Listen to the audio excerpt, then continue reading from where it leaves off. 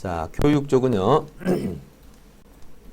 교과서도 일종의 요약인데 왜 사고의 깊이가 없을까? 현 학교나 학원의 교육은 왜 10년은 변하지 않고 거의 같은 틀을 유지하는 것일까? 한국 현 교육의 비효율성 구성 요소는 무엇일까?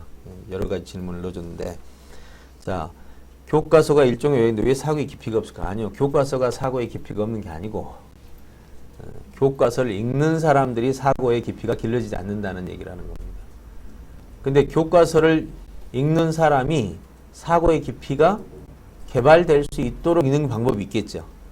자, 여러분 TV를 무슨 상자? 네. 정말 바보 상자일까요? 아니에요. 아니에요. 이용하기 나름이죠. 그냥 보고 있으면 진짜 바보 상자가 되죠. 뉴스 들을 때 뉴스를 쭉 듣고 있으면 바보 상자입니다, 진짜로. 근데 뉴스를 들으면서 나오는 뉴스를 구성하는 요소를 항목을 찾아보면 내용 요소가 있고 아나운서 요소가 있고, 자, 또 뭐 있을까요? 이건 이제 보이는 요소죠. 그렇죠. 뒤에서 편집자의 요소가 있고, 또 생산자가 있죠. 생산자 요소. 생산자하고 편집자는 다릅니다. 생산자는 뉴스를 준 사람들이에요. 처음에 만들어 준 사람들이고, 가져온 사람이 편집자고, 방송한 사람은 아나운서고, 그 다음에 방송 그 현황 안에서 구성하는 방법, 그때 기자가 나와서 말하는 것도 구성이에요. 그냥 아나운서가 할 수 있는 거거든. 근데 아나운서가 나오고 기자를 불러내는 방식도 있고, 기자를 안 불러내고 현장에 뭐 인터뷰를 하는 방식도 있을 거고, 이거 다 구성이에요. 또 기사를 만들 때 내용이 있고, 내용은 다시 내용 안에는 또 구성이 있죠. 이 많은 요소가 오늘 우리에게 정보를 전달하는 하나의 수단들이거든요. 이것들을 평가하면서 보면요, 머리 되게 좋아집니다. 네, 거기다가 편집자의 의도까지 파악에 들어가면 그야말로 이건 이제 상황 분석까지 되는 그런 거거든요. 그래서 애니메이션을 보면 애니메이션을 보는 어른도 아이처럼 됩니다. 근데 애니메이션을 분석하는 사람은 애니메이션을 만드는 사람처럼 돼요. 제가 문학 그 연어 어린 왕자, 그 다음에 갈매기의 꿈 이 세 개를 평가했잖아요. 이렇게 비교 분석. 그거 하고 나니까 갑자기 그런 책을 쓸 수 있게 되더라고요. 신기하되고. 이게 분석이라는 것은 닮아지는 기술입니다. 상대방과. 네, 그래서 사고의 깊이가 없는 것이 아니라 교과서를 공부하는 방식 때문에 사고를 못하게 한다. 근데 교과서는 정답을 기록해 놨기 때문에 이렇게 볼 때 학생이 사고를 하고 들어가기가 쉽지가 않아요. 사고하기가. 그런데 교과서를 볼 때 항목이 나오면 그 항목을 다시 재분류하는 과정들을 통해서 또 내 말로 자기화 작업이 시작돼요. 내 말로 자기화 작업. 그러면 그때부터 사고가 일어납니다. 그래서 교과서를 가지고 사고하는 것은 굉장히 효율성이 높은 사고다. 그런데 대부분 진도에 밀려서 사고할 시간이 없죠. 네, 진도에 밀려서 사고할 시간이 없습니다. 그래서 오늘날 우리 지금 현재 한국의 교육 제도는 진도부터 바꿔야 됩니다. 자율진도. 그거 바꿔야 사고하는 수업이 돼요. 그래서 왜 학교나 학원의 교육이 수십 년 동안 안 바뀌냐면 바로 교육부에서 정해놓은 진도가 있기 때문에 그래요. 진도 바로 없애보십시오. 완전히 다르죠. 예, 공부 못하는 애는 거기서부터 시작하고, 그죠? 그리고 목표가 이제 아이의 사고를 기른다 그러면 사고하지 않으면 안 넘어가면 되잖아요. 사고할 때까지 기다리면 돼요. 생각하도록. 그럼 이제 수업 방식이 바뀌어야죠. 수업 방식이 바뀌어야 돼요. 지금처럼 다 가르쳐주는 식으로. 그건 안 되죠. 그건 안 되죠. 그러니까 수업 방식이 바뀌어야 되는 게 현재 스쿨 오브 투모로우가 아주 모델로 하고 있는데 학생마다 독서대를 하나 주고 그냥 다 그냥 독서대에 앉아서 컴퓨터 화면이 수업 온라인 컨텐츠가 되고, 공부하다가 이해 안 되면 손 들면 선생님이 가서 설명해 주고, 또 지들끼리 서로 협동 설명을 하게 하고, 이런 방식으로 해서 하는 방식이 훨씬 더 뛰어난 방식이죠. 이게 나이별로 요즘에 다 이렇게 돼 있잖아요. 네. 그러니까 그거를 재편성. 네네. 예, 수준별로 재편성하는 방법. 아니 그러니까 이제 두 가지 방식으로 가야죠. 하나는 개인별 수업, 하나는 그룹 수업으로 가야 됩니다. 개인별 수업은 자기가 어떤 분야를 계속 공부해 나갈 때 자기가 공부하는 만큼 속도를 달리할 수 있잖아요. 이거 개인별 수업. 그룹 수업은 공통적 주제 있잖아요. 서로 같이 알아야 될 주제는 그룹 수업으로 하는 이 그룹과 개인별 수업을 잘 혼합하면 됩니다. 한국 제도의 비효율성의 구성 요소들은 무엇일까요? 이런 거 구성 요소 찾을 때 누가 빨리 구성 요소 찾을 때 머릿속에 딱 어떻게 잡으실까요? 교육 제도의 비효율성의 구성 요소. 직업과 연관되지 않은 이렇게 말하면 이제 하나씩 나오게 돼요. 이런 걸 통째로 한꺼번에 구성 요소를 잡는 방법.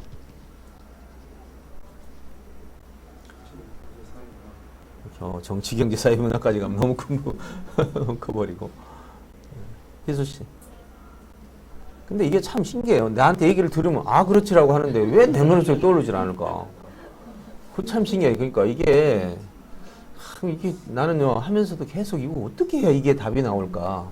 그러니까 비효율성의 구성 요소는 교수자와 학습자 뭐 이런 식으로 하잖아요. 그러니까 그거 이제 그것도 기준이 그렇게 된 거고 이 정도 되면 이제 가장 큰 구조거든요. 교육 제도의 비효율성이니까 교육 제도면 이제 아예 시스템이잖아요. 시스템이면 첫째가 뭐예요? 제일 먼저 교육 정책이죠. 교육 정책. 그리고 두 번째가 교육 정책에 의해서 움직이는 교육 조직들이죠. 교육부. 교육부가 교육 정책을 만들죠. 그러니까 정책이 부에서 나오니까 조직 요소, 정책 요소 됩니다. 조직 요소에서는 다시 교육부, 교육청, 학교 이런 식의 시스템이 되는 거고 이쪽에서는 이제 교육 정책이 나오고 그 다음에 거기에 인적 자원이 나오죠. 교사 요소, 학생 요소. 그 다음에 교재 요소가 나오죠.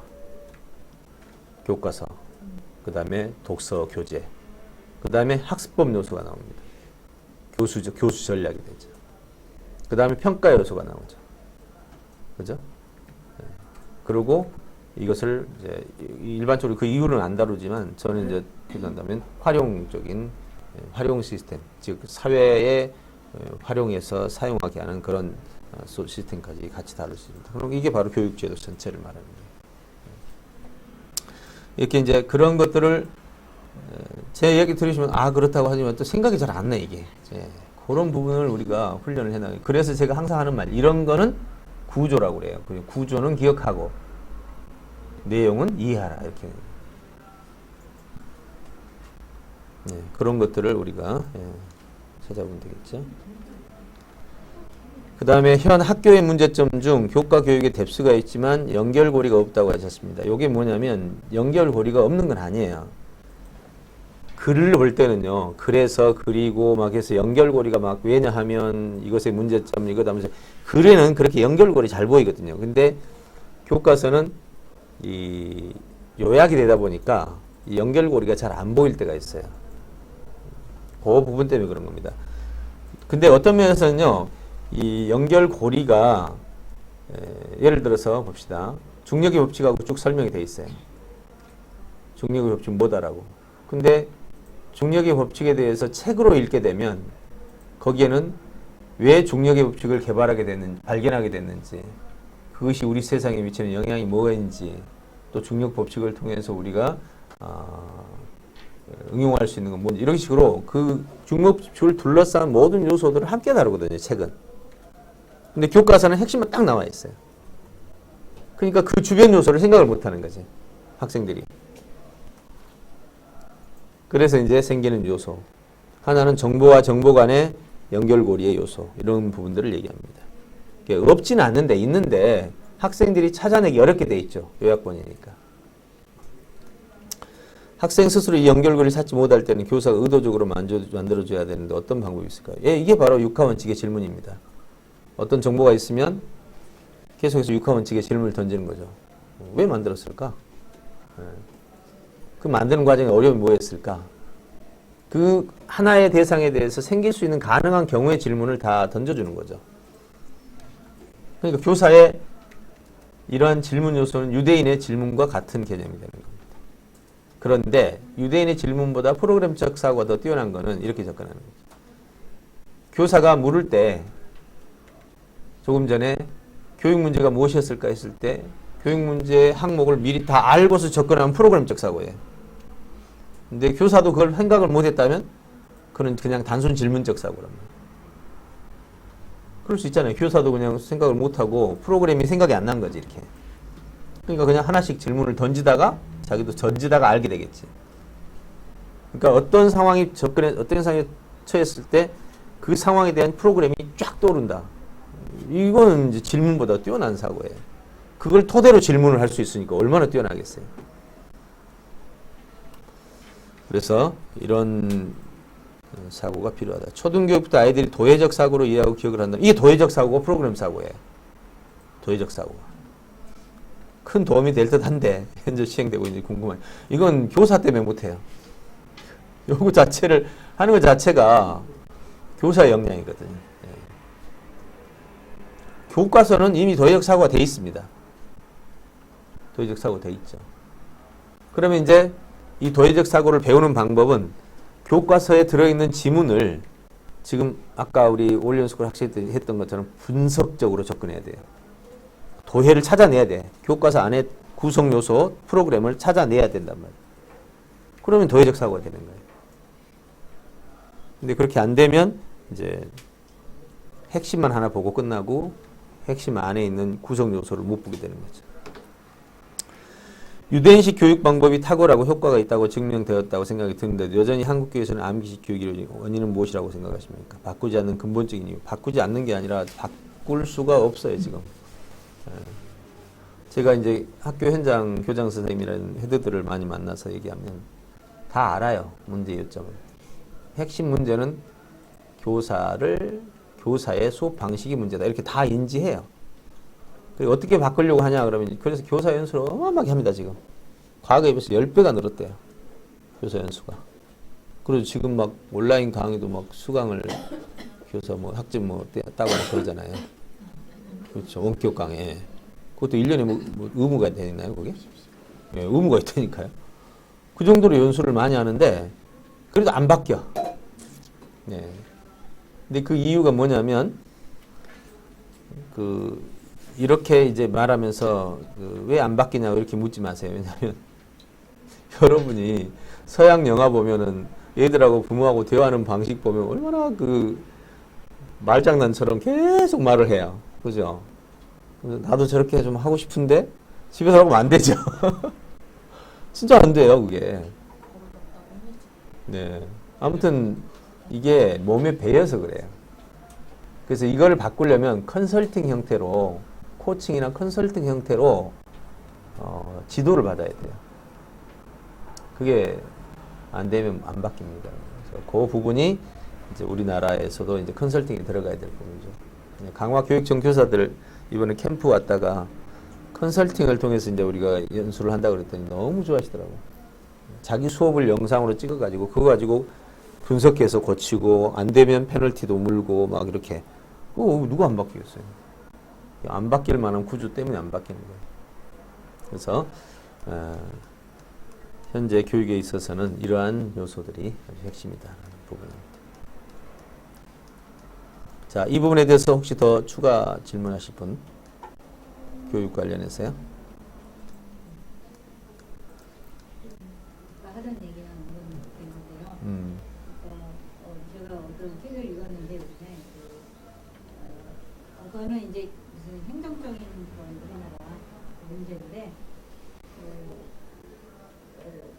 위에 사람이 책임 있는 사람이 행정적으로 이제 아주 새로운 그 정책을 시행했어요. 그래서 가장 중요한 게 소통. 반민이 유통하는 게 아주 특징이었거든요, 우리나라. 그래서 안 되는데 그거를 이제 바꾼 거예요. 소통하는 그런 정책으로. 그래서 좀 높은 자리에 있는 사람이 바꾸니까 그 지자체가 막 한국에서 12인 그 수입 그 GDP 그 12인 그런 지자체로 2년 만에 변했다고 그러면은 상부에서 변화하는 상부서부터 변화하면은 더 해결이 빠르겠다. 아, 그렇죠, 당연히. 예, 맞아요. 원래 그 제도 변화는 위에서 변하는 게 빠르고 아래에서 변화하는 거는 굉장히 오랜 시간이 걸리죠. 조직이 안 되잖아요. 그렇죠. 그래서 이런 것들은 이제 현재 이제 교육부에서 이걸 인식해요. 근데 현재 이것이 잘 안 바뀌는 이유는 이미 아까 제가 그 얘기 했었잖아요. 리더가 한번 선배 리더가 가르쳐 놓은 사항이 이제 시간이 지나서 문제가 있다고 바꾸려고 그러면 이제 후배 리더들은 이 제도에 묶여서 예, 꼼짝을 못하는 상황이 그런 거예요. 지금 어떤 상황이냐면 어떤 필요에 의해서 우리 교직 시스템이나 이게 다 만들어졌잖아요. 한번 만들어 놓은 시스템이 이제 새로운 바꾸려고 하니까 여기에 지금 적응된 교원부터 시작해서 모든 행정 기타 시스템들이 몸에 맞잖아요. 현재 몸에. 새로운 것은 뭔가 손해볼 수 있거든. 그러니까 잘 안 바뀌는 거예요. 지금 제일 힘든 게 뭐예요? 교원 평가 시스템이죠. 그러잖아요. 교원 평가 시스템 들어가지고 그 평가에 의해서 만약에 어떤 감봉 처벌이 뭐니 이게 된다. 이거 안 바뀌겠어요? 이렇게 하면 바뀌어요. 당장 바뀝니다. 이거는. 미국은 그 방법을 썼잖아요. 미국이 우리보다 훨씬 독재인 거 아시죠? 미국은 민주사회라는 정체성은 있지만 실제 제도를 보면 완전 독재입니다. 그래서 그 영화에서 매트릭스 사회가 미국을 빗대서 한 거예요. 거기는 국민들이 이게 뭐 데모라든 게 별로 없어요. 우리나라는 막 데모도 있고 막 하는데 없어요. 그런 데는. 워낙 법이 세분화되어 있습니다. 근데 이제 그런 것처럼 우리 교직 구조가 지금 미국 같은 경우는 그 누구죠? 부시 때 교육 문제 때문에 어떻게 해버렸냐면 교장 선생님들을 전부 평가제로 해버린 거야. 결과 안 나오면 그냥 그대로 막 좌천되는 거야. 그러니까 막 교장들이 막 교사를 막 쪼고 막 이러 하면서 그냥 학교가 막 달라져 버린 거예요. 우리나라 같은 경우도 이제 그렇게 하려고 했을 때 이제 교직에 대한 안정성, 보장 문제 때문에 손을 못 대요. 그래서 그 부분 해결 못하면 현재 해결 못합니다. 대학도 지금 대학 교수 평가제 있죠. 근데 그게 약하죠. 교수 평가제가. 한번 정교수 되면 뭐 잘릴 일이 별로 없잖아요. 특별한 과실이 없는 이상. 그거 자체가 성장을 막아요. 그게. 기업도 지금 막 발전하는 기업들이 이제 막 그런 부분이 이렇게 하다가 성장해서 이사급 올라오면 그때는 언제든 잘리잖아요. 네. 기업에는 이제 그런 문화가 있는데 일반 관공서는 이제 그게 없다 보니까 그런 부분이 이제 성장이 가장 걸림돌이 되죠. 그런 거 평가제가 좀 필요한 부분입니다. 네, 트리키 학습법에 대해서 살펴보죠.